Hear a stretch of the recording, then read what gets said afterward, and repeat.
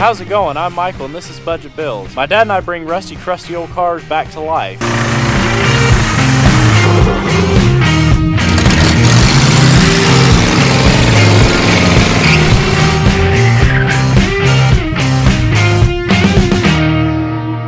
What's happening, Budget Builders, and welcome back to the channel. A lot of y'all enjoyed the video on us getting this bike going, and you really wanted to see somewhat of a restoration on this bike. So today, it's time to jump in, let's do some work on this thing, and further bring it back to life. First thing that we need to do is make this tank function. Now, she's got some rust, she's pretty crusty. Crusty? I don't even know it. She's pretty darn crusty. So we need to go through, get it cleaned out, get a kit in it, new petcock, and put it back on here.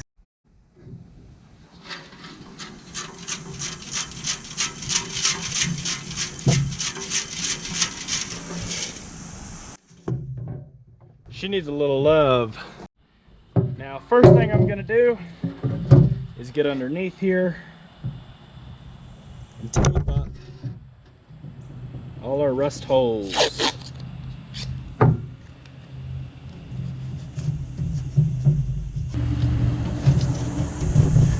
And then go around your driveway and collect some gravel. Fill this thing up with water. It appears we have a kink in the hose. Now that our hose is a little less kinky, we have some water pressure. Just gonna fill her up.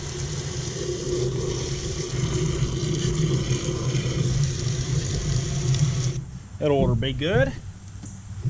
Put our cap back on and do some shaking.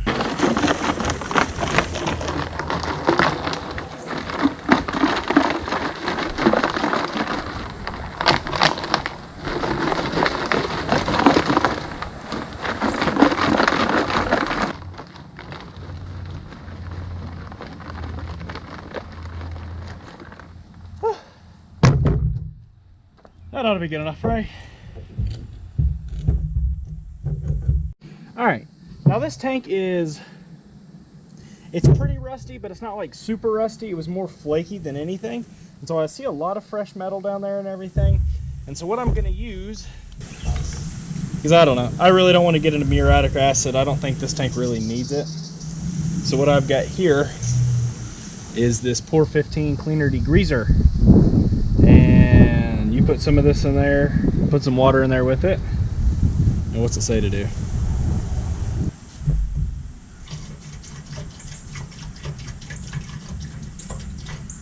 Four parts water to 1 part of that. Looked about right, didn't it?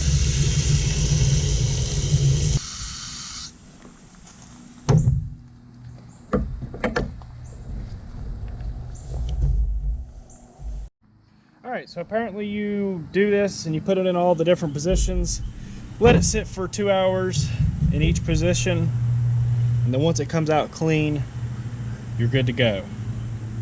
Sounds like it takes a long time, so we may get some muriatic acid on this thing. Alright, while we're waiting on that, it's time to jump in and let's get this thing clean.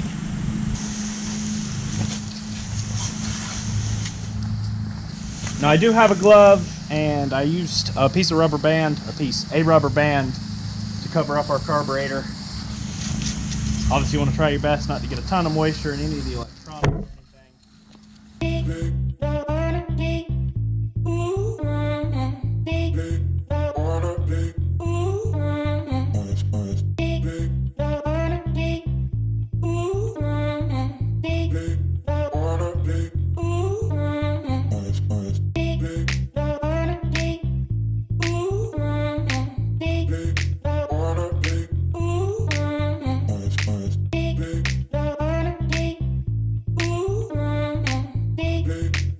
Alright, got everything cleaned up.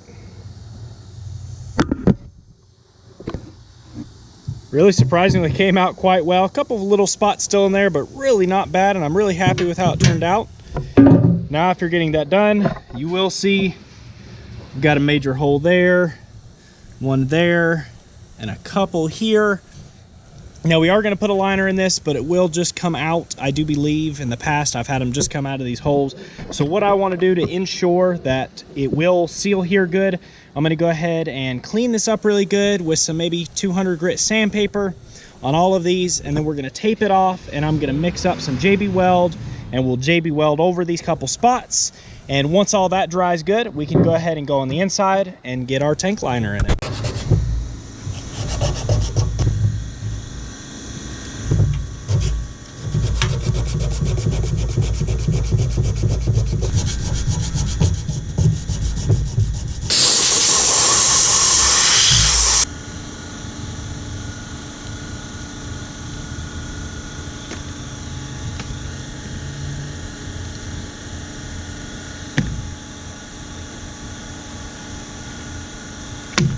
Just kidding.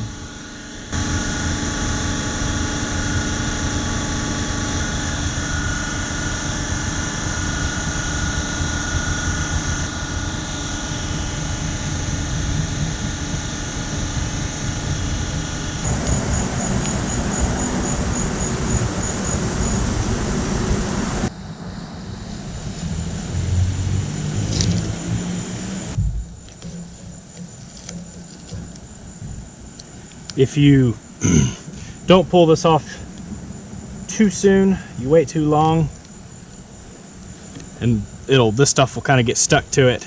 You'll actually, just if it's not quite completely hard, it'll completely pull the whole thing off. If it's too hard, you'll leave your tape there.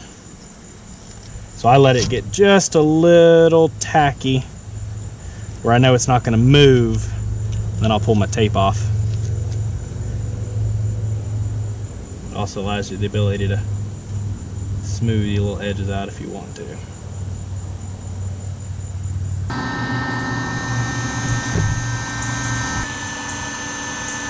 So what I'm doing now is taking the heat gun and, without cooking everything, trying to evaporate all the water that's in here so we're completely dry in here. All right. We got it about as good as I think it's going to get. There's a few little spots, but overall pretty pleased with how it came out. Got it nice and dry in there and clean. And now what I want to do is, I've got a custom stick here. And basically I'm going to jab that down in there so that, I don't know if you can see down in there, when we put the sealer in here, we can pull the stick out and have good access to slide our petcock back in. Now, according to the directions, you're also supposed to use a metal prep thing, which I didn't. Metal looks prepped. You stir this well, then you pour the entire contents into this tank. You cover the fill hole, and then you slowly rotate the tank, then drain for at least 30 minutes. Thick stuff down to the bottom down there. Oh yeah.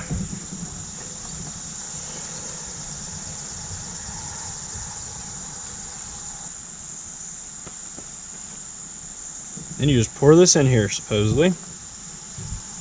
And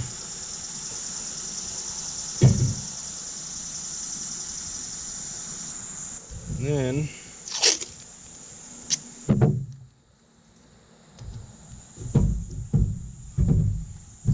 supposed to seal this up really good.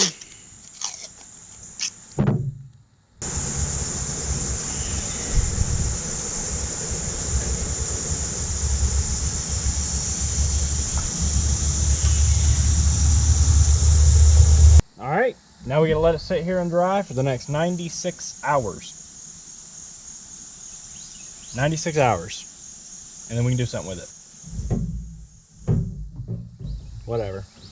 All right, now that our tank is dried, I've gone ahead and put the petcock on it and put a little gas in it, and it's been in there for a little while now. We have no leaks anywhere or anything, so that worked out really great. what I want to go ahead and do really quick before we install this back on the bike, just for the heck of it, let's go ahead and compound this tank and wax it and see if we can bring some life back into it. And I think it'll really make it pop. And let's make a mess.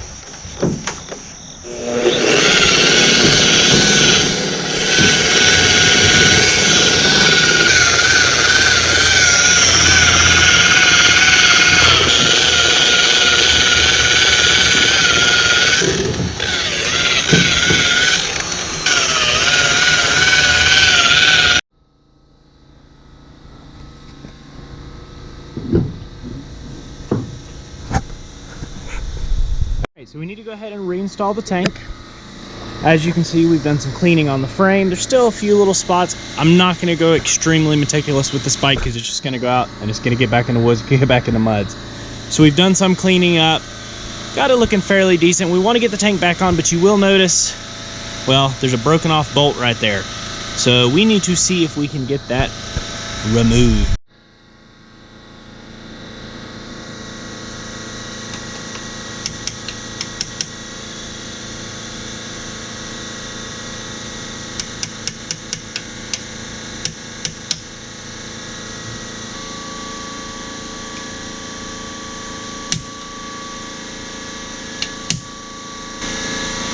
Alright, sometimes you can use a punch or a screwdriver to kind of get at an angle and tap these out because this bolt tightens down on the tank and not into the hole.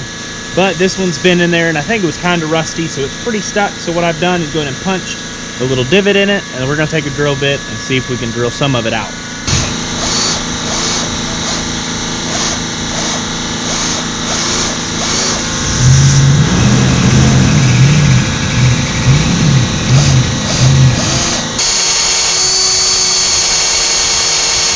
Alright, now that we've got the hole drilled, we'll take an easy out.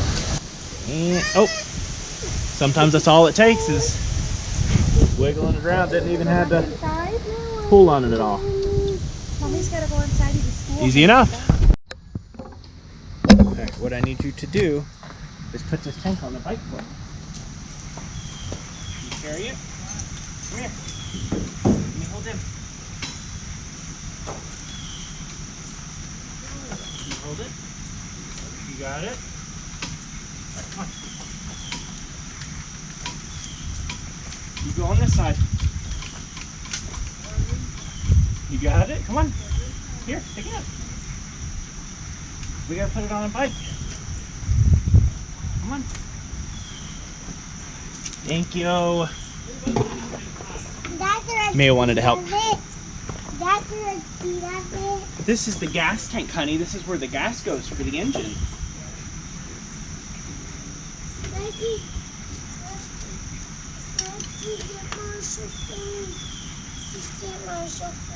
Of course, honey. Of course you can. Of course, honey.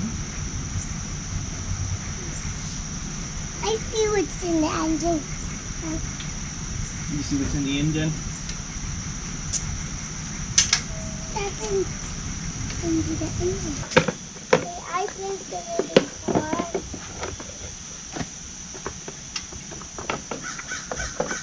Is there another little car?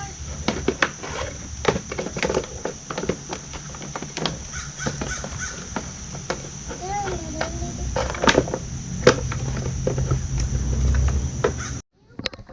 Alright, as you can see, as far as the rear fender goes, it really wasn't too terrible, so we were able to take some compound and hit that, and it actually cleaned it up pretty nicely. Now the front is a different story. As dry as it is, I don't know if we're going to be able to bring it back. What I am going to try to do, then we are going to wet sand and then try to compound and wax and see if it'll bring some life back into that plastic. So I'm going to take this 1200 grit sandpaper.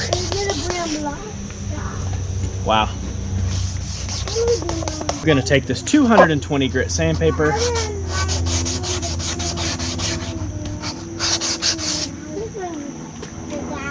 And basically sand that dead skin off.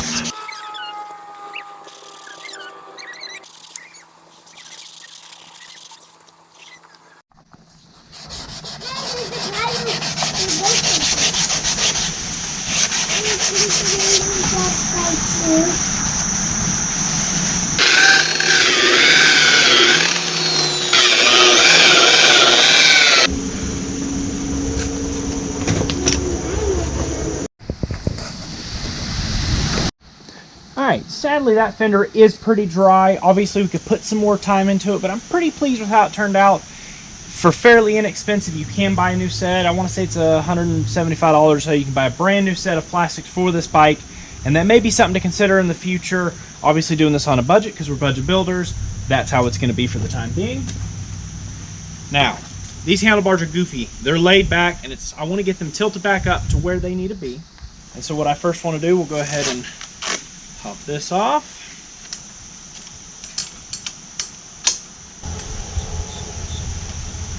What I like to do is you got your curve of your bars, and I'll just get that right in line.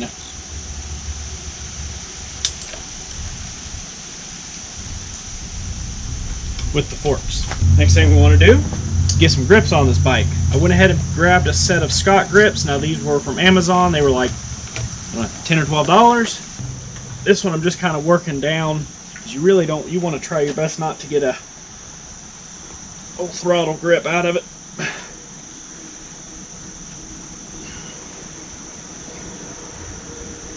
Now if it is really stiff on like my BMX bikes and stuff, I'll take and put some soapy water or something that'll evaporate, or even just water.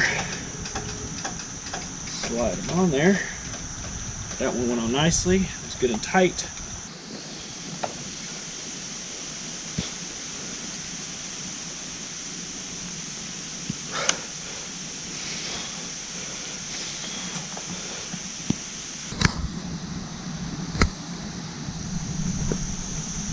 Alright, with our grips on and being close to ready to ride, you're probably going to want front brakes. Now what I'm guessing is more than likely this cable probably got stiff and they just cut it off and went on their way.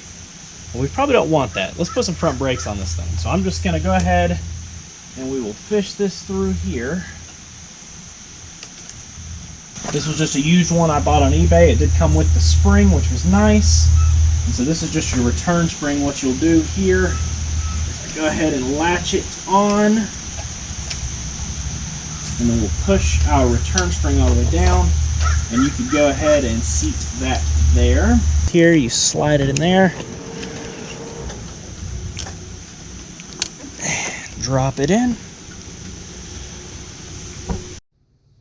and a pretty good feel right there. Obviously before long it'll be time to put pads, or shoes, sorry, up front. Alright, one thing that really needs to be addressed on this bike, and honestly kind of makes it a pain to ride, and just in the fact of trying to stand up or anything, are those foot pegs. Now on the XRs, they don't use a rubber bushing. On the XLs, for riding comfort and being out on the road, they use that rubber bushing, they wear out, and you cannot buy replacements for these. So what I've done is I ordered a set online. They're kind of cheaper, but let's see if we can make them work. Now these were roughly $25, and what I kind of like about them is they give you a little bit more surface for stepping, and the biggest thing was making sure we had that right size hole, and I do believe we have it with this. And they also come with new springs. So let's go ahead and get our cotter pin out here. All right.